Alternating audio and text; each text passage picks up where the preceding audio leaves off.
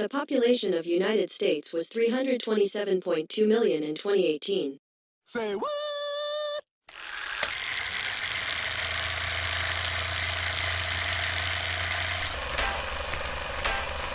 Inside the National Institutes of Health, Dr. William Gall is the tireless force behind the Undiagnosed Diseases program. What defines a rare disease? A rare disease in the United States is one that affects fewer than 200,000 individuals out of the 350 million citizens in the United States. Something that affects 200,000 people isn't all that rare to us. New Yorkers are clearly aware right now, but what should they be doing? We're scared. Live their lives and go about your lives. This past weekend, I'm probably about as aware of anybody in America of what the threats are. And my wife and I spent a very enjoyable New York weekend, even as this investigation was unfolding. The reality is, there's 350 million of us. There's 8 or 9 billion people in the world. And these events will occur. We've done a very good job preventing a lot of them. We'll continue. When I say we, I'm so this, if you remember Michael Moore's movie Bowling for Columbine, he pointed out how cable TV made us all a little crazy because we were immersed in stories of kids who are abducted. Now, kids are almost never abducted except by the non-custodial parent. But it happens a few dozen times in this country every year. 350 million people, there are atrocities. And what happened was the media environment put it all in our faces in the 80s. So by the 90s, with all the missing kids, the milk cartons, all that stuff, by the 90s, Americans, not Canadians and not Europeans, developed the idea that if I ever take my eyes off my kids, someone's going to snatch them. That was never true, but we started thinking that. And most importantly, I think in this election year, making sure that we have everybody able to take part in our democracy, not the select few, because he knows, and this is what he'll talk about on Tuesday night, thematically, the United States succeeds when we draw on all 350 million Americans that we have in this country, wherever they come from, whatever walk of life they are, whatever party they are. So he'll be talking about...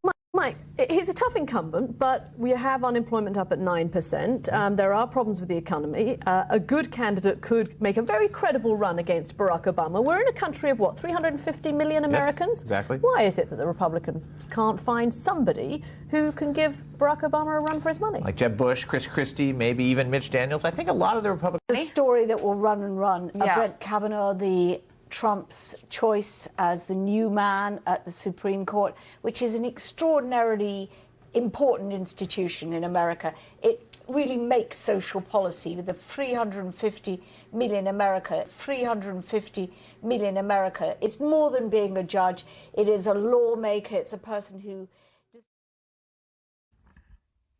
The point that I made also relates to everything else going on.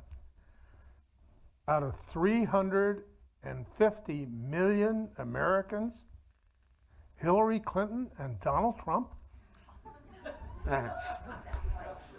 I rest my case. Yeah, that sums it up. We have calls lined up for you. First one is from Matthew. He's in Alabama. Democrats line, you're on with our guest, Nelson Cunningham. Good morning. Yes, sir. Thank you. I'm just wondering, there's 350 million American citizens in America. Why must this one man be put on the highest court in the land, the Supreme Court? I don't understand this. One place, they're going to go to another place.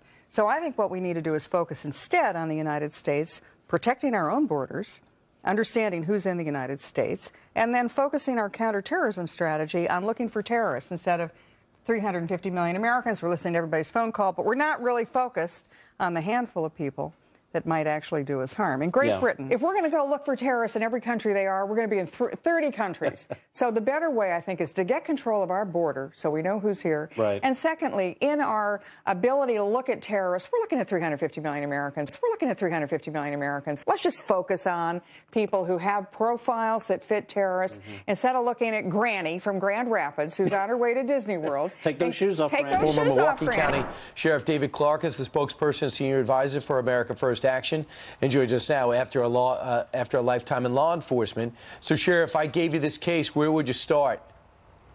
Well, look, this is the needle in the haystack reference that you hear in Homeland Security, enterprise, and environment. There's a lot of people. There's 350 million people in the United States, and they're not all known to law enforcement. So Where I would start is doing a better job of engaging the public to help us out. Making it illegal to threaten lawmakers with comments or symbols. You can't do it to the President of the United States, and we're saying you can't do it to us. You're never going to completely ignore violence by violent people in a country of 350 million people, except if you have a totalitarian government, and nobody wants a totalitarian government.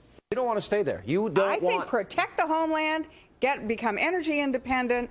The Middle East is funded by clear our border, make sure, and stop the political correctness in enforcing and looking for who the terrorists are. We're looking at 350 million Americans. We're all treating them the same. Amber. Let's look for the people who are the terrorists. Our concentration is, unless they want to handicap and handcuff every one of us, every human being in the United States, and say in order that you've got less probably than 100 people all over this country of 350 million plus that have affected this horror, all these horrors that we've been dealing with, are you going to let them make life miserable for everybody else? I don't think so. I heard the victory speech by Donald Trump, which was very humble, very much talking about unity. I think the realization is you move from a campaign moment to a presidential moment, and I literally think the weight of the world probably came on his shoulders, and he realized all of a sudden, I'm going to be president, and there's billions of people looking at my leadership, and there's 350 million Americans that are looking at my leadership, and so I think we're going to unite as a party. I think we've been. If you think about it, you've got a handful of the wealthiest people in this country that are dictating what 350 million Americans hear and see on TV, and that's wrong. To me, that is not democracy. We put the threshold high enough so that 99% of those farms, 99% of those businesses were immune from the tax. The problem was met and it was solved. Now use the rest of these resources that are going to 4,000 families in a nation of 350 million people. 4,000 families are going to benefit by this provision. Use those resources to something the economy really needs. Daycare, college education. I think we're concerned about the politics of the alt-right. You know about the meeting I'm going to reference that took place not far from the White House over the weekend, celebrating Donald Trump's victory in the election, and several people appeared to mimic the Nazi salute. Why do you think these kinds of groups seem drawn to President-elect Trump? Well, I don't think these people are drawn to President-elect Trump. Look, they aren't? 350 million people in the United States of America.